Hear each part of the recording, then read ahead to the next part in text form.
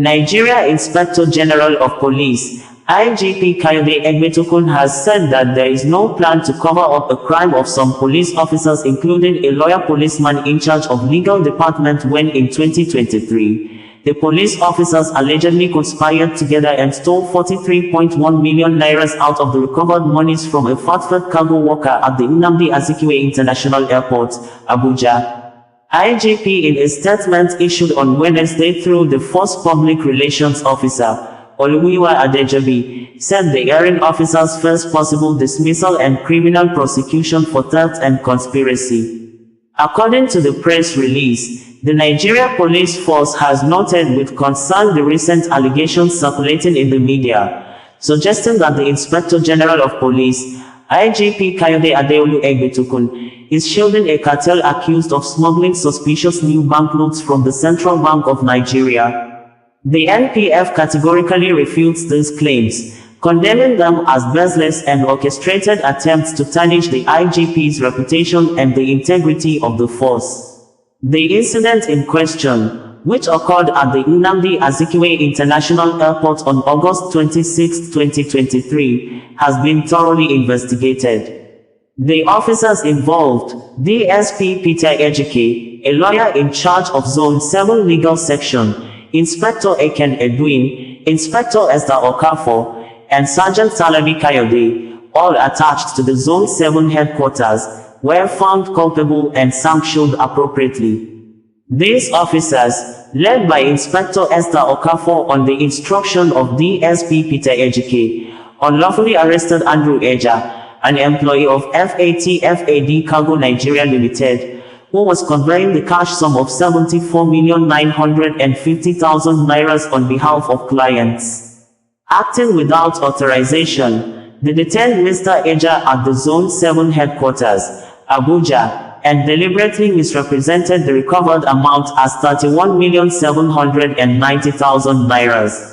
The officers further demanded a percentage of the funds to suppress the case. Upon being contacted by the alleged owners of the money, the officers claimed that the sum they had recovered from the arrested suspect was 31,790,000 naira, and requested a percentage of the money to jeopardize investigation and suppress the case. Outraged by their actions, the money owners petitioned the force headquarters, Abuja, and the matter was directed to the IGP Monitoring Unit for investigation. During the process, the cash sum of 31,790,000 naira was recovered from the officers, who claimed that it was the total money recovered from Andrew Eja during his arrest.